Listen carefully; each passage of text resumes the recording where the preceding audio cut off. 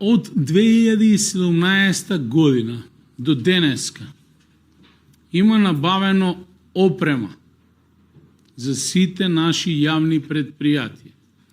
И тоа, во јавно предпријатие Чистота и зеленило има набавено камиони со комплетна опрема за зимско одржување. Има набавено багер, има добиено по патна донација поголем број на возила за износ на смет и има донирано собствени возила кои ги има отпишано, патнички и други возила. И на Чистота и на останатите јавни предпријатија. Во јавно предпријатие Водовод, значи имаше еден багер и еден камион ФАП постар од вас сигурно. Значи, набавени се неколку багери, дополнителна техничка опрема и така натаму. Во јавно предпријатие Куманово газ, кое што од комплетна опрема, кое што инсталира и изведува газ, во минатото имаше само едно патничко возило и тоа добиено како по патна донација од општина, половно возило. Во моментов има багер, има камион, дополнително превозно средство и така натаму. Сето тоа со скромен буџет на општина Куманово. Ние направивме, можеби оние постарите советници се сеќаваат, значи едно долгорочно задолжување на општината и општината се задолжи за да може да набави основни средства на јавните предпријатија. За жал, опремата во голем број на случаи не се одржува правилно, од страна на ракувачите не се ракува совесно, а и дополнително степенот на амортизација, особено во јавно предпријатие Чистота, е 24/7, бидејќи тие возила не запираат. Нивниот период на амортизација е двојно поголем од стандардниот рок на амортизација од 4 години. Значи, вие го палите од сабајле камионот и тој не запира, значи не се гаси, бидејќи работи во прва, во втора и во трета смена. Дали е потребно да се набави дополнителна опрема? Да, и како, бидејќи во моментов директорот може подобро на ова јавно предпријатие да информира, бидејќи на дневна основа се менуваат бројките. Јас колку сум запознат, во изминатиот месец имаме 16 дефекти на 16 камиони. И тоа е една од главните причини за застој на износ на смет во населбите во градот. И јас во оваа прилика, во моје лично име, во име на директорот и во име на цела општинска администрација, сакам да се извинам на граѓаните, поради тоа што досниме со износ на смет, особено во овие делови каде што е сведено наместо 2 пати неделно, еднаш па дури и во 10 дена, поради тоа што јавното предпријатие се наоѓа во таква состојба. Сум говорел за причините зашто е во таква состојба. Тоа се енормните долгови направени кон УЈП во период 2004-2006, 2006-2008, 2012 и така натаму. Како е дојдено на чело оваа општинска администрација со мене, со менаџерските тимови, особено во јавно предпријатие Чистота, тие долгови се враќаат, но за жал јавните предпријатија ги уништува законската затезна камата, која што е од УЈП, која што оди на дневна основа, која што во некои случаи до 10 пати поголема од основниот долг. Вие го враќате основниот долг, но таксиметрот таму оди, до каде ќе оди, не знам. Разговарав со владата за ова решение. Првично ми беше ветено дека ќе се бара начин како да се направи трансфер на средства директно од буџетот, не само за Куманово, како што тоа го направи претходната влада исклучиво за Струмица и упумпа средства во тие јавни предпријатија и денеска Струмица е исчистена од долгови, но повторно има долгови, бидејќи акумулирале нови. Во меѓувреме туку за сите јавни предпријатија потребно е, предпоставувам, да се земе поголем кредит, да се задолжи државата и да ги изврти овие пари и повторно да дојдат на сметка на државата преку управа за јавни приходи. Во спротивно само ќе продолжи да се таложи тој долг, а паралелно со тоа и ние да ги намалуваме зависните трошци во компаниите, што веќе имаат добиено директорите задолжување да прават, сега е популарен терминот оптимизација, во самите јавни предпријатија, реорганизација, нови функционални анализи, да се намали бројот на вработените во јавните предпријатија, особено на оние кои што клатат врата, земаат плата, а ги има такви, и дополнително, значи, општината од собствени приходи или по пат на долгорочно задолжување да се обиде да набави оправа. Вчера разговарав со представници на UNDP, тој разговор ќе продолжи. Постои една заедничка можност, бидејќи јавните предпријатија не можат да купуваат сами опрема, поради тоа што се во финансиска блокада. Зборувам и за чистота и за водовод. Во минатото во таква состојба беше и Куманово паркинг и Пазаришта. Ги решиме проблемите таму, но се уште ги имаме во овие две јавни предпријатија.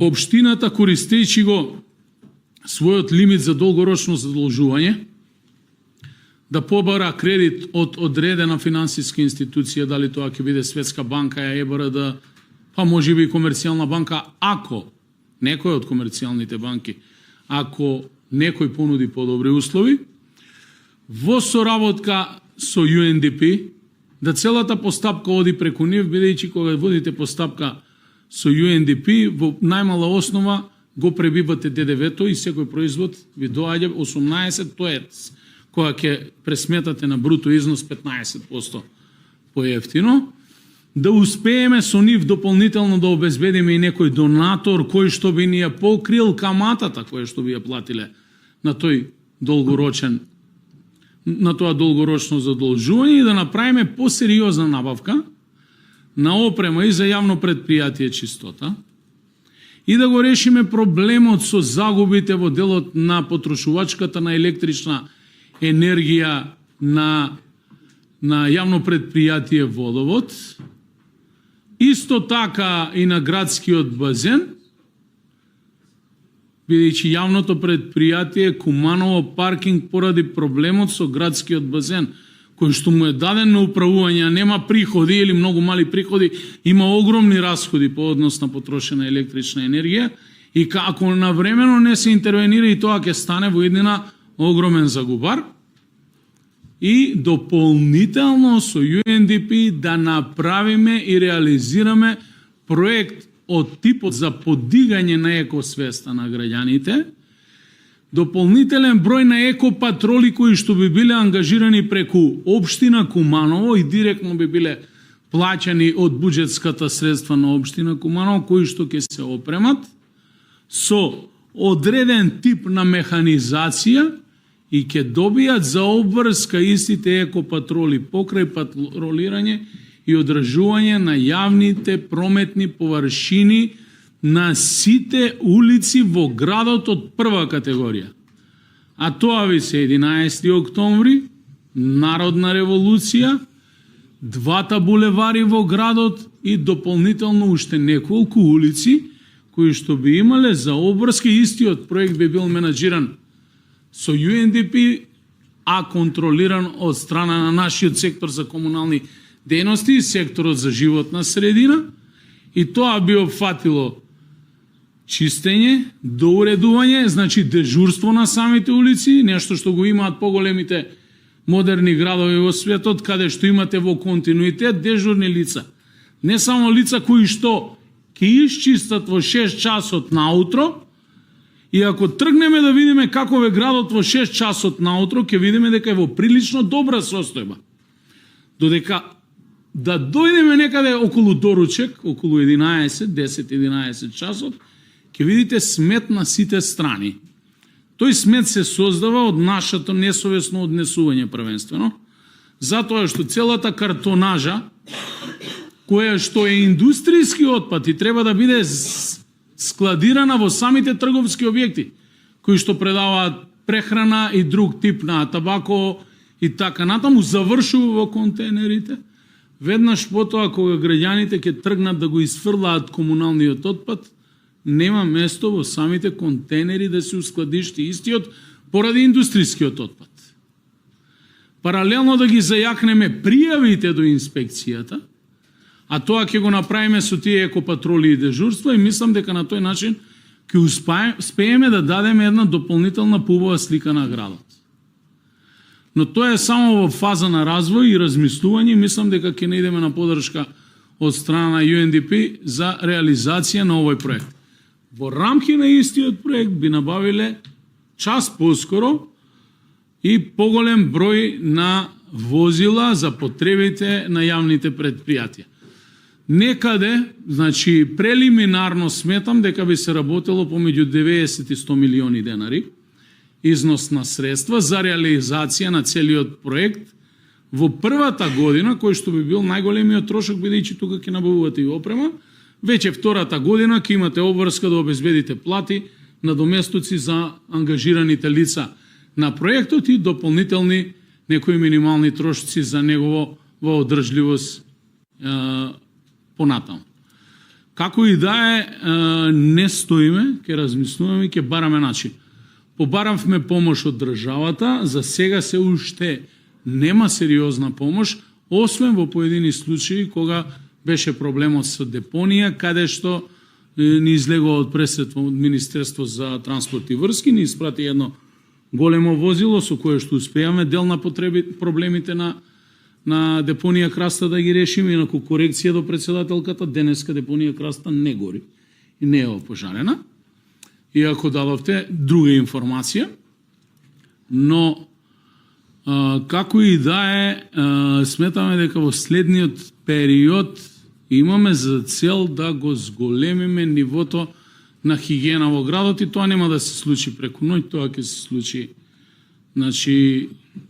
во следните 2 години од овој мандат и верувам дека заедно ќе успееме, доколку помалку водиме политика, а повеќе бидеме посветени и покажеме и со сопствен пример како е.